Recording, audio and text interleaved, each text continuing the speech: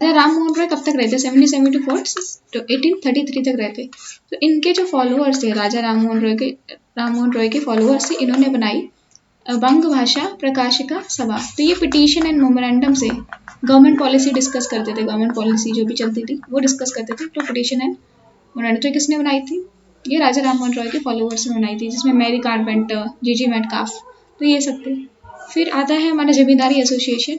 तो पहला ऑर्गेनाइजेशन बना जिसने ऑर्गेनाइज पॉलिटिकल एक्टिविटी स्टार्ट की और कॉन्स्टिट्यूशन मीन्स यूज करते थे। तो zamindari association and Bengal land holder society. तो बंगाल लैंड होल्डर सोसाइटी, तो ये इंटरेस्ट रखते थे किसके? ये लैंडलॉर्ड्स के इंटरेस्ट करते थे। तो बहुत ही नैरो इंटरेस्ट था। 1836 में बने थे ये बंगाल प्रेसिडेंसी में। और ये पहली बार इन्होंने ऑर्गेनाइज पॉलिटिकल एक्टिविटी एंड इन्होंने पहली बार ऑर्गेनाइज पॉलिटिकल एक्टिविटी और कॉन्स्टिट्यूशनल मेथड यूज करते थे अपनी पिटीशन देने के लिए। तो इसमें क्या हुआ? ये कॉन्स्टिट्यूशनल मेथड यूज करते थे। तो ये 1836 में बनी थी। 1839 में क्या हुआ? 1839 में society cooperative land holder society cooperate करने लगी ब्रिटिश इंडिया सोसाइटी के साथ, फाउंडेड बाय विलियम एडम। तो ब्रिटिश इंडिया सोसाइटी किसने फाउंड की थी? William Adam in London. तो उसके साथ कोऑपरेट करने लगी विलियम एडम इन लंदन। तो British India society, William Adam in London. So Banga Bhasha प्रकाशिका सभा फॉलोअर्स ने बनाई थी, प्रकाशिका सभा फॉलोअर्स बनाई थी 1836। फिर उसके 2 साल बाद जमींदारी एसोसिएशन और लैंड होल्डर सोसाइटी, ये थी 1838।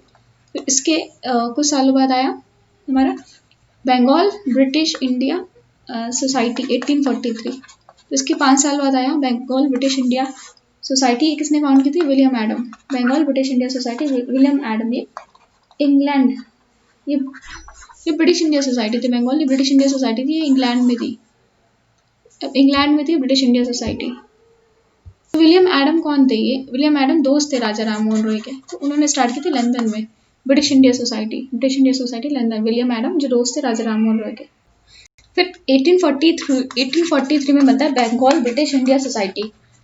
तो ये लैंड होल्डर सोसाइटी तो लैंड होल्डर के इंटरेस्ट, ये कॉमन पब्लिक इंटरेस्ट के लिए बनी थी। उनकी कॉमन पब्लिक इंटरेस्ट सारे क्लास ऑफ इंडियंस को इंक्लूड करते थे। तो जनरल पब्लिक इंटरेस्ट के लिए बनी थी ये ब्रिटिश इंडिया सोसाइटी 1843 में। बंगाल ब्रिटिश इंडिया सोसाइटी ये जनरल पब्लिक इंटरेस्ट के लिए बनी थी। फिर आता है British India association. British India association आता है 1851 में। British India association in 1851। हमारा लैंड होल्डर सोसाइटी थी और जमींदारी एसोसिएशन थी 1838 की। और Bengal British India society of 1843, ये दोनों मर्ज हो गए आगे जाके 1851 में मर्ज हो गया और उन्होंने बनाया ब्रिटिश इंडिया एसोसिएशन। एंड इसी की एक ब्रांच थी ब्रिटिश इंडिया एसोसिएशन की ब्रांच थी मद्रास नेटिव एसोसिएशन। बाद में अलग होगी, इसी की ब्रांच थी Madras native association. British India association की जो मर्ज करके बनाई थी land holder society, Zamindar association and Bengal British India society को मर्ज करके बनाई थी ब्रिटिश इंडिया एसोसिएशन 1851 में। इसी की एक ब्रांच थी मद्रास नेटिव एसोसिएशन। और बॉम्बे में इसी की ब्रांच को बोलते थे बॉम्बे एसोसिएशन। तो एक देखो 3 ब्रांचेस थी इसकी। ब्रिटिश इंडिया सोसाइटी की जो बनी थी 2 ऑर्गेनाइजेशन में मर्ज करके, land holder society and British India society, Bengal British India society के मर्ज करके ब्रिटिश इंडिया सोसाइटी बनी थी। British India society British India association बना था। ब्रिटिश इंडिया एसोसिएशन ये बना था 1851 में। तो ये था मद्रास, बॉम्बे, मद्रास एंड कलकत्ता। ये Madras native association and Bombay association, इसकी ब्रांच थी जो ब्रिटिश इंडियन एसोसिएशन की ब्रांच थी Madras Bombay Indian association, Madras Indian association की 2 ब्रांचेस बनी 1852 में। तो 1851 में जो मर्ज होकर बनी थी ब्रिटिश इंडिया एसोसिएशन, ये क्या करते थे? ये इनके डिमांड क्या थे? ये कंपनी के चार्टर में चेंज कराना चाहते थे। तो पिटीशन भेजते थे। ये क्या करते थे? पिटीशन भेजते थे, चेंज कराना चाहते थे कंपनी के चार्टर में। तो इनके पिटीशंस क्या रहते थे? तो ये चाहते थे कि पॉपुलर लेजिस्लेचर, जैसे 1861 में क्या बना था? पॉपुलर लेजिस्लेचर अलग हो गया था। तो ये भी चाहते थे पॉपुलर लेजिस्लेचर अलग हो और बोलते थे इंडियंस को एडमिनिस्ट्रेशन में लाओ। और ये चाहते थे कि जुडिशरी एंड एग्जीक्यूटिव अलग हो। तो जुडिशरी और एग्जीक्यूटिव को अलग करना चाहते थे। एंड सैलरीज, जो भी हायर ऑफिसर्स थे उनकी सैलरी को कम करो कि इंडिया की फाइनेंशियल कंडीशन थोड़ी सुधरे। तो सैलरी को कम कराना चाहते थे। तो सैलरी बाद में कम भी करते हैं कुछ वाइसरॉय आके। और फिर ये चाहते थे कि जो टैक्सेस हैं, जैसे सॉल्ट पे टैक्स, तो जैसे यूनिफॉर्म सॉल्ट टैक्स कर देते हैं बाद में, तो सॉल्ट पे टैक्स है, फिर स्टैम्प टैक्स है, स्टैम्प, फिर अबकरी, अबकरी मतलब एक्साइज ड्यूटीज लगती है, अबकरी एक्साइज ड्यूटीज, अबकरी मतलब एक्साइज ड्यूटी, अबकरी मतलब एक्साइज ड्यूटी, एक्साइज मतलब आप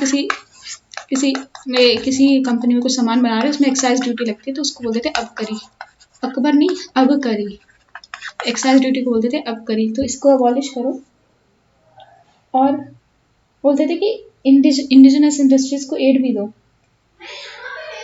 एंड वो बोलते थे कि जो भी even the desire to express preserving existing interest in land, तो वो बोलते थे जो अभी इंटरेस्ट है लैंड में, जो फायदा मिलता है जमींदार को वो मिले, एंड वो बोलते थे कि ये भी बोलते थे कि एक तो जमींदार भी फायदे हो और जो पीजन की कंडीशन है उसके लिए पिटीशन भेजते थे।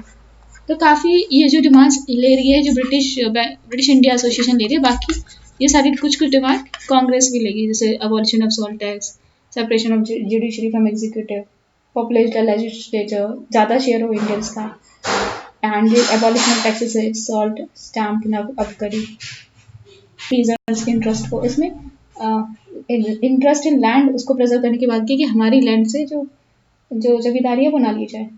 ब्रिटिश इंडिया एसोसिएशन ने एक पिटीशन में बोला था, ब्रिटिश इंडिया एसोसिएशन ने क्या बोला था कि हमने देखा है कि हमें बहुत ज़्यादा ब्लेसिंग मिली है, ये हम ब्रिटेन के साथ जुड़े हैं, हमको बहुत ज़्यादा ब्लेसिंग मिली है, हम ब्रिटेन के साथ जुड़े हैं, लेकिन हम फील नहीं कर पा रहे हैं, हमें इतना प्रॉफिट नहीं हुआ जितना हमने एक्सपेक्ट किया था कि हम ग्रेट ब्रिटेन के साथ जुड़ के हम जितना हमने सोचा था कि हम आगे बढ़ेंगे, हमें प्रॉफिट मिलेगा, उतना नहीं मिला। तो ये एक पिटीशन में बोला था ब्रिटिश इंडिया एसोसिएशन ने। पेयर्स को पार्शियली माना गया। 1853 में क्या हुआ था, कुछ लेजिस्लेचर मेंबर ऐड कर दिए गए थे, addition of 6 member, governor general executive council में 6 मेंबर ऐड कर दिए गए थे, और 5 मेंबर तो एग्जीक्यूटिव काउंसिल के अलग थे और 6 मेंबर ये अलग थे, जो 4 मेंबर थे यहाँ पे, 4 मेंबर एग्जीक्यूटिव काउंसिल में। तो यहाँ पे गवर्नर जनरल 1853 के एक्ट में क्या था, गवर्नर जनरल ऑफ इंडिया, और यहाँ पे 4 की काउंसिल थी गवर्नर जनरल ऑफ इंडिया की, एग्जीक्यूटिव काउंसिल, और 6 मेंबर लेजिस्लेचर के लिए अलाउ कर दिए थे। तो ये पार्शियली 1853 के एक्ट में इनकी बात मानी गई। आईएनसी बन गई थी 1885 के बाद, 1885 के बाद। उसके बाद भी जो ब्रिटिश इंडिया एसोसिएशन है काम करती ही रही, अपना काम करती रही ब्रिटिश इंडिया एसोसिएशन। तो जो एसोसिएशन से 1858 के, तो 1858 से पहले थे वो सिर्फ क्लास इंटरेस्ट और 50 रुपए में लगते थे, 50 रुपए मिडिल क्लास के लिए बहुत हाई थे, तो ये सिर्फ अपने क्लास इंटरेस्ट देखते थे, तो बहुत ही ज़्यादा सेक्शनल इंटरेस्ट देखते थे। ये जो 1858 से पहले ऑर्गेनाइजेशन, 1850 के बाद ऑर्गेनाइजेशन मिडिल क्लास और हाई मिडिल क्लास ये सब उभर के आए। तो ये एजुकेटेड मिडिल क्लास थी, तो ये एजुकेटेड मिडिल क्लास थी, और जो गल्फ था अंग्रेजों के बीच में, ब्रिटिशर्स और एजुकेटेड मिडिल क्लास के बीच में बढ़ता ही गया। 1850 के बाद ऐसे सोसाइटी बनी।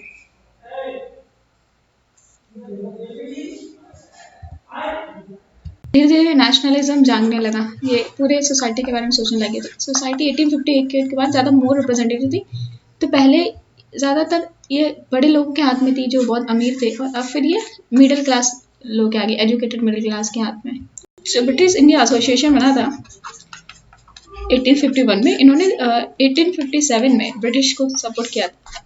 1857 के वॉर में इन्होंने ब्रिटिश को सपोर्ट किया था। आईएनसी के 10 साल पहले 1875 में बना इंडियन लीग किसने बनाया था, शिशिर कुमार घोष ने, जो ये निकालते थे अमृता बाजार पत्रिका, ये नोटेड बंगाली न्यूज़पेपर था शिशिर कुमार घोष का, अमृता बाजार पत्रिका। इंडियन लीग चाहता क्या था, ये नेशनलिज्म की भावनाएं जगाना चाहता था और पॉलिटिकल एजुकेशन बनाना चाहता था। तो इंडियन लीग का काम था जो बनी थी 1875 में, कांग्रेस से 10 साल पहले। ये चाहता था नेशनलिज्म वगैरह लोगों के अंदर और एजुकेशन बढ़े, पॉलिटिकल एजुकेशन बढ़े। फिर इन्होंने, ये लॉर्ड चैतन्य के काफ़ी फॉलोवर थे, शिशिर कुमार घोष के, जो बंगाली सेंट थे लॉर्ड चैतन्य, एंड उन्होंने लिखे है लॉर्ड गौरंगा, तो एक वैष्णवाइट थी Lord Gauranga, and salvation for all, इन्होंने लोग लॉर्ड गौरंगा और salvation for all 1897, Lord Gauranga and salvation for all 1897। League के एक साल बाद बनी 1876 में इंडियन एसोसिएशन ऑफ कलकत्ता और Indian National Association. Indian National Association और इंडियन एसोसिएशन भी होती है, बनी 1876 में। ये most important pre INC organisation थी, इंडियन नेशनल कांग्रेस की ऑर्गेनाइजेशन थी सबसे इंपॉर्टेंट। एंड इसमें थे आनंद मोहन बोस एंड सुरेंद्रनाथ बनर्जी, क्योंकि जो भी ब्रिटिश इंडिया एसोसिएशन थे ब्रिटिश इंडिया एसोसिएशन, वो नैरो क्लास को प्रमोट कर रहे थे, वो बड़े बड़े लोग अपने आप को प्रमोट कर रहे थे। तो ये चाहते थे कि एक पॉलिटिकल एजुकेशन हो बड़ी इशू पे, आप क्लास इंटरेस्ट देख रहे थे जो ब्रिटिश इंडिया एसोसिएशन था, तो उन्होंने बोला कि लार्जिकल पॉलिटिकल इंटरेस्ट पे बात हो। तो जो सुरेंद्रनाथ बनर्जी थे जिन्होंने इंडियन एसोसिएशन के वन ऑफ द फाउंडर थे, इनको आनंद मोहन बोस भी थे, सो सुरेंद्रनाथ बनर्जी थे, इनको ICS निकाल दिया गया था, ICS से इंडियन सिविल सर्विस क्वालिफाई कर लिए सुरेंद्रनाथ बनर्जी ने, इनको निकाल दिया गया था बिकॉज ऑफ सम पॉलिटिकल। फिर उन्होंने फाउंड किया था इंडिया। जो इंडिया एसोसिएशन है, ये किससे इंस्पिरेशन लेता था, ये इंस्पिरेशन किससे लेता था, इंस्पिरेशन लेता था यूनाइटेड इंडिया। ये कंसेप्ट ऑफ यूनाइटेड नहीं आता, ये मैजिनी से इंस्पायर्ड थे, ये सुरेंद्रनाथ बनर्जी एंड आनंद मोहन बोस जिन्होंने फाउंड किया था India association. Surendranath Banerjee and Anand Mohan Bose. Anand Mohan Bose थे, ये प्रेसिडेंट भी बनते हैं। कब बनते हैं? मद्रास का सेशन होता है कांग्रेस का 1898 में। तो जो आनंद मोहन बोस थे फर्स्ट इंडियन बैंगलर होते हैं जिन्होंने पढ़ाई की होती है कहाँ से, ये मैथ्स पढ़ाई की होती है कैम्ब्रिज यूके में। तो आनंद मोहन बोस ने फर्स्ट इंडियन बैंगलर बोलते हैं, फर्स्ट इंडियन बैंगलर। ब्रिटिश इंडिया एसोसिएशन जो था वो नैरो स्टेज देते थे, 50 रुपये फाइन करते थे, और ये जिनका इन्होंने, जबकि पर कैपिटा इनकम सिर्फ 30 रुपीज़ थी उस टाइम इंडिया की। और जो इंडियन एसोसिएशन बनाया था शिशिर कुमार घोष ने 1876 में, इसमें सिर्फ 30 रुपये, इसमें सिर्फ 5 रुपये चार्ज करते थे, सिर्फ 5 रुपये इसकी फीस थी।